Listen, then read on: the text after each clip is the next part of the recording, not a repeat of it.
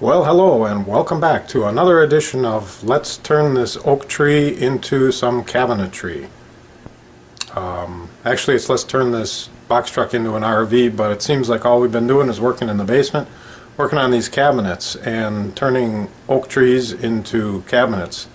It's a lot of work. All the hardwood that I'm using for this project are trees that I've cut down from around the property. They're trees that have been hit by lightning or hit with oak wilt or otherwise died, and I've taken down.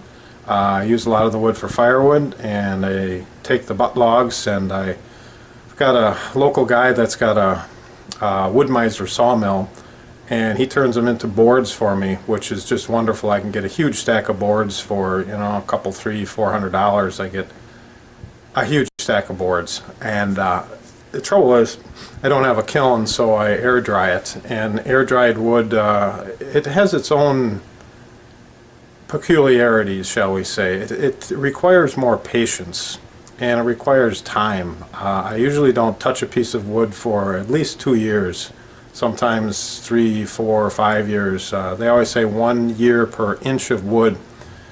I think 2 years per inch is probably a little more appropriate. And then the other key is, once you've got the air-dried wood sitting out in the shed or outside for a couple of years, what you got to do is you got to bring it in the house and let it start to get happy, get comfortable with the atmosphere in the house. And it's going to change and it's going to move. If you remember right, I started bringing boards in for this project, I want to think almost a year ago. Back last November, December, when I was thinking about doing this, I think I brought in the first load of oak for this project. So some of this wood that I'm using for this cabinetry has been sitting downstairs now for quite a few months, and it takes time, and it doesn't take long. In that, how do I say this? It moves a lot at first, but then it slows down, and you got to kind of get a feel for when it's finally to its happy place. So I'll bring it in the basement, and sometimes I'll start milling it. I'll take a little bit off the 2 sides or 4 sides, and then just let it sit. Let it sit for a week, 2 weeks, a month if you can. The longer it sits, the happier it's going to be, and the more stable it's going to be in the long run. And if you remember, on these cabinets, I cut some wide boards for the panels, and they turned into bananas in no time. They just warped. They were plane sawn, they weren't quarter sawn. So I kind of expected them to warp. And some of them actually kind of came back after a while. I'm not sure why that is. Another thing you got to watch out is with air-dried wood, if you finish it or varnish it on one side, it's going to seal that side up from collecting moisture and from drying out. And it's going to let the other side dry out even more. And as the other side dries or picks up moisture, it's going to expand and contract at a different rate than the side that's finished. So I almost always finish both sides. Just at least one coat on both sides, again, to help stabilize the wood. So some of this wood has been sitting down here for a while, and some of it has been cut 5 years or more ago. And you can see, hey, we're getting some doors made. I've got 15 doors to make, if you recall. These are panel doors. It's just a flush panel, kind of a shaker style panel, and I've got 6 of them glued up here, and a little bit of the glue cleaned off. Let's bring it over here. I'll show you. Taken a chisel and cleaned up some of the glue joints on these. I'm intentionally trying to use wood that's got a little character. It's got a few knots and a few wormholes in it. These are the panels. The panels are not glued in. They sit into the grooves and sit, I want to say loosely in there, but they're not exactly loose. And you can see they're not even square if you look from the back side, but you know, I don't care. I'd like to have them square, but the gap here is quite different than the gap here. And it's not quite loose enough that it's just going to move on its own without a little coaxing.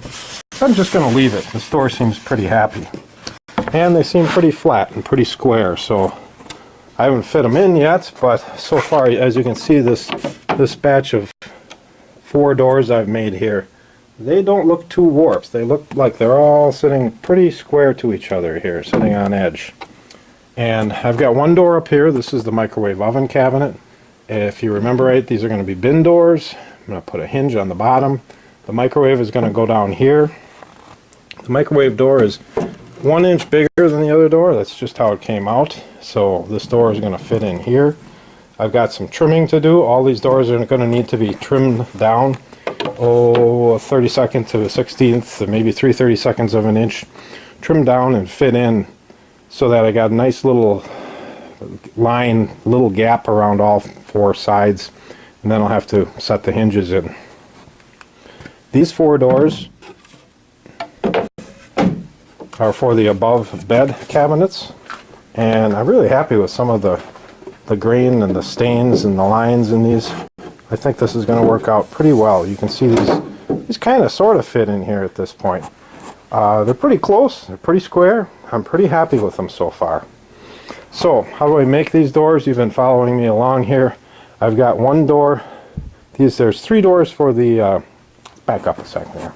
Three doors for this cabinet down here. This is the dish cabinet. It goes above the sink cabinet. One of the doors I've got done. I don't want to say done, but pretty close to done. And these were originally a single panel of wood. Here and here was a single piece, but they warped so much that I realized I was just going to be fighting nature if I tried to push that panel back in and fit it in the grooves, and I was afraid they were going to split because they were warped pretty good. So I took them in on the table saw, cut it right in half, and I put a stile down the middle. And these panels are actually matched. They're from the same piece of wood, although it's kind of hard to tell. I try to do grain matching and book matching if I have the opportunity to get the grain to line up. I usually try to do the arches up this way when I pick which direction the panels or whatever I'm making. Look at the grain before you put it together, because it can make a difference in the final product. So this one is one of three that's done.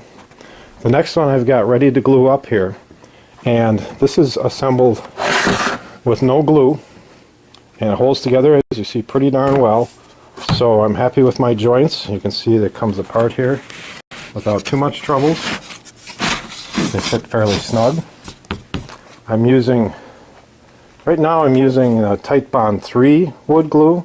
I've got a little bit of that left, and I just bought myself a gallon of Tight Bond 2. I used to use Tight Bond 2, but I bought a gallon of Tight Bond 3, which is just about empty now, and I'm going to go back to Tight Bond 2. Don't ask me why, it just it feels right. Then when I glue these up, I put a little glue in a cup here, and I carefully glue the areas that are going to be jointed together, and try to leave the panel without glue, so no glue there. Glue them up, and then I lay them in the clamps like so. Of course, this is only half put together at this point.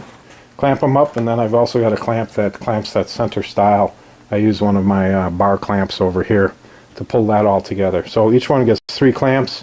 Let it sit for half an hour or half a day or whatever, and then pull them out, and then I've used a chisel to clean up the joints. So this is door number 3. We got door number 1, door number 2, and door number 3. This one just I have the pieces laid out. And I tell you a little story I got going on making these doors, and everything's fitting together just great. And I got to put together over here this door, and I put the glue on, got it all assembled, and these side pieces wouldn't clamp tight. The panels were about 1/4 of an inch too big, because I never dry fit these 3 doors to make sure that all the pieces fit. I made the assumption that I did things right, and boy was that a stupid assumption. Never assume, always dry fit. So with the glue on it, I had to pull these panels out, run them through the table saw, rip about 1/4 inch off each one of the panels, put a little more fresh glue on it, glue it up, and at the end of the day it's all going to work out just fine. But the message is dry fit your pieces. And then I've got the sink base doors that still have to be glued up. Like I said, I got 6 of them glued, 6 out of a total of 15, so I've got a little more to do. Another thing I want to point out here is on these panels, I gave them a coat of armor seal before I assemble them. That way, if there is any movement, you don't get that little line of unfinished wood. If this panel were to shrink just a little bit in here, you could easily end up with a little line of unfinished wood. So give it at least 1 coat, and then I hit it with this, in this case it's 220 or 320 grit sandpaper just to take the nubs off, smooth it off a little bit. These still have to be sanded. Smooth them off and they're ready to glue up. I also want to show you over here, grab a screwdriver as we make our way over to the table saw. Last time we were talking, my blade had a little bit of a wobble, had a big wobble. I was really unhappy with the wobble of the blade. So I originally bought a DeWalt combo set with a rip and a crosscut. I was going to use the rip in here, but I realized I really don't need the crosscut because most of what I do is ripping. So I ended up buying this Freud ripping blade, and I'm super happy with it. It's only 14 teeth, but it got really good marks, and hopefully it'll hold up. And this thing is just sharp as can be. It scares me just looking at it. So, table saw I've got a huge amount of respect for. I won't say I haven't hurt myself yet, but I'm super careful with it. Every time I turn on that switch, I'm just super careful with it, super conscious. Always try to unplug it when I change blades and so on and so forth. I know I should have a guard on and a splitter, and don't tell me I should, but I don't, and I just have a lot of respect for it. So, what can I tell you? It's another episode of turning this oak tree into some cabinets. Hope you enjoyed. Until next time.